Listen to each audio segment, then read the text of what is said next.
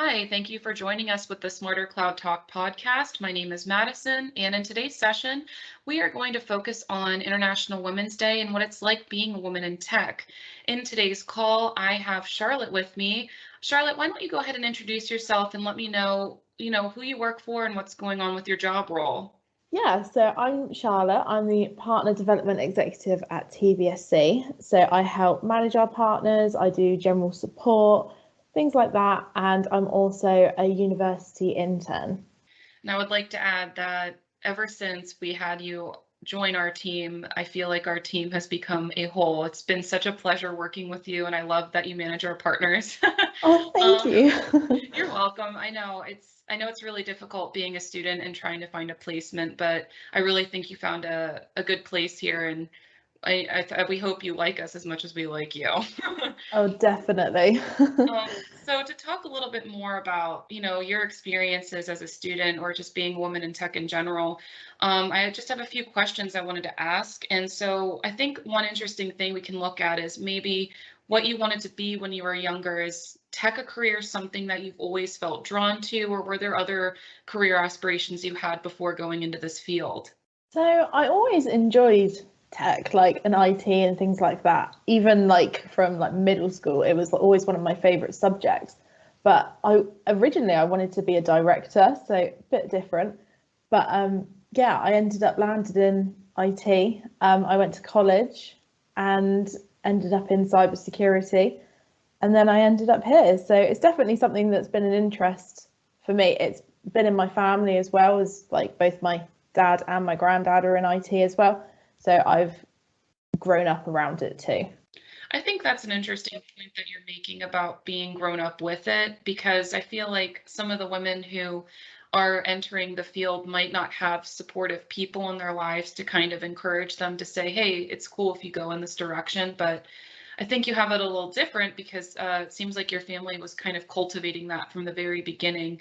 But I would say, did you find it like difficult at all to pursue this career? Did you find any hurdles that you had to jump over, whether that was, self-confidence or just getting past like mental blockages in general? Yeah, so luckily I got some all right grades from my GCSEs, which led me to college. But from college, I think that jump of school to almost real life, that was quite a hurdle at the time. It's a completely different world. In one way, you get treated more like an adult, but then in the other way, the work becomes a lot more harder and specific. So, I think that was a big learning curve, that you're not going to be cradled like how you are in school. I would say that is definitely something to watch out for, is kind of learning the theory and being a student is one thing, but going into the workforce and putting it into practice is something entirely new with different sets of rules and expectations. So you haven't received your degree yet, but you feel like this placement has been something that will put you in a better position for future job opportunities. Yeah, so I know that the struggle because of the pandemic, everybody kind of struggled to get a placement. So I was very lucky to end up with you guys. But yeah, it's definitely going to help me in the future. Even now, I'm learning so much. So when I go back to university in September, I'll have new ideas and a new perspective on things, because they can teach you everything about working, but you really don't know it until you do it. I was quite surprised at the difference in doing it physically than just learning the theory behind it. So yeah, no, it's definitely going to help me in my career, and it's a good starting point as well. It's going to be helpful for you in the long run. My other question for you is, do you have any mentors or any women that you might look up to during this process of being a student, studying, or even being in your placement? Are there any like influential figures that you have that you admire? One person that comes to mind is when I was in college, I had my tutor, and sadly she's passed away now, but she definitely took me under her wing, and I was the only girl in the class. And she taught me things about, especially working in a male dominated sector, you really needed to know. So I'll always remember her advice, and that even reflects now in my university work and my job role. I think it's interesting how she was your lecturer and then she turned into this pseudo mentor. I think that happens to us a lot as students. We kind of look up to our teachers or lecturers, and maybe they don't even know how much they make an impact on us. Yeah. You know, you did mention that this is a male-dominated industry, and I found this statistic from Tech Nation saying the UK tech field is made up of 81% of men and 19% of women. Going along those lines, do you feel like because this is a male-dominated industry that it might have impacted you in any way, shape, or form? Whether that's, you know, studying at university or being in the work field, do you feel impacted in any way by this? In university, it's very different because there's a couple hundred of us, and I think there's around 10 girls. So it is quite an impact. So it's definitely intimidating at points. You know, especially if you're the only girl and you're walking into the room and you've got all the eyes on you, and it's kind of intimidating, and that can knock your confidence. But then also, I like to think that it can boost your confidence. You know, if you're a girl looking or thinking of going into tech, I would not let it put you off, because I mean, I work with you guys at TBSC and we're primarily female. So, you know, that's a different way altogether. Yeah, I think that's true. Especially with what you're kind of talking about with the idea of exposing yourself, like going into these classrooms, and then eventually you'll just become more comfortable with being maybe the only girl. Just simple exposure might help calm your anxiety, or might help get you to the point where, hey, you stand out and you're unique, and that in itself can help boost your confidence. But I would say because you do work with TBSC and we do have a large group of girls here, it might be a little bit easier to get into the industry because we all have our own experiences. And what I've noticed is we like to talk and share these experiences with the newcomers. And I think there was this one conversation that I had with you about how sometimes I often feel like maybe I can't talk during meetings still because I feel like the meetings are more male dominated, or maybe it's just because I'm a young woman in tech.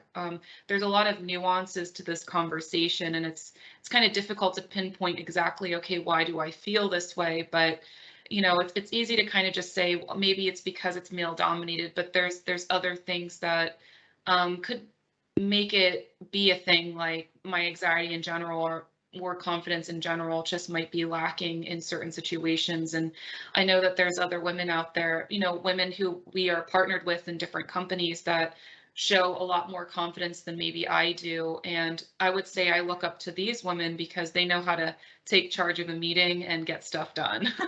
Definitely. And I think experience is the thing that can be quite intimidating as well. If you're a young woman joining a meeting full of, you know, all these experienced men and they know exactly what they're talking about, that can be quite intimidating too. So, you know, there's definitely lots of factors, but yeah, the women who like the run the meetings, they're like the main boss, they're always going to be an inspiration.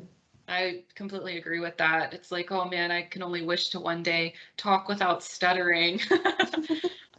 And I would say that's one thing that would keep me committed to the industry, is that having people to kind of aspire to be like, and tell yourself, well, if they can do it, certainly I can too. But what would you say motivates you and keeps you committed to the tech industry? I mean, I just love the sector. I love the whole career base of it. I like the jobs that come with it. I enjoy everything about it.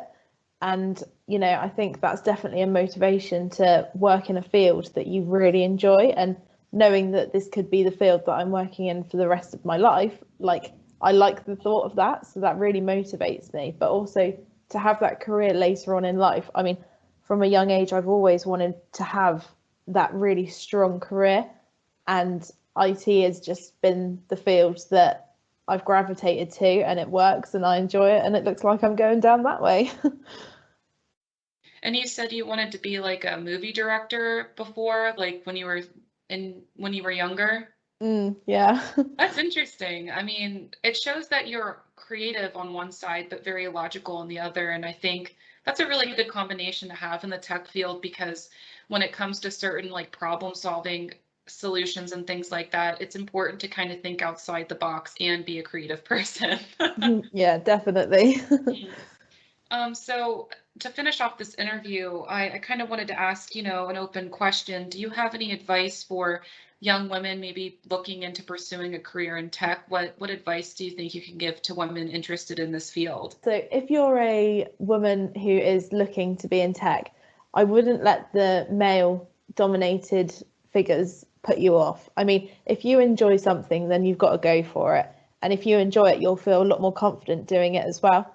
So if it's something you would want to pursue and you're really enjoying the subject and you like the idea of it, then I would say go for it, because nothing can hold you back if that's what you really want to do. Yeah, I agree with that. And I think it's really vital that women who are in sectors that are male dominated to open up and share their stories. I mean, that's the whole point of International Women's Day or Women's History Month, is to just raise awareness that we can do a lot with ourselves, and we can dream big and pursue whatever career options that we want. And it's really good to have you as part of the team, because you can stand as a role model for somebody who may be listening to this, or even future down. Imagine your life 20 years from now and how many women you can influence then. I mean, it's crazy how unstoppable we can be once we start sharing our stories. Exactly. And I would say my piece of advice for women is that, yes, go for it, pursue it, tell yourself you can do it, but also connect with those like-minded people that raise you up as well. Like, don't stay with people who might be discouraging you, and try to find people who raise you up. Definitely. Yeah. Mhm. All right, Charlotte. Well, I just want to thank you again for joining the Smarter Cloud Talk podcast. For those of you listening, you can follow us on Spotify or SoundCloud, or if you just want to check out and see what TBSC is doing in general, feel free to follow us on Facebook, Twitter, LinkedIn, or YouTube. Thank you so much for joining me, Charlotte, and I Thank you for appreciate your having time me. today.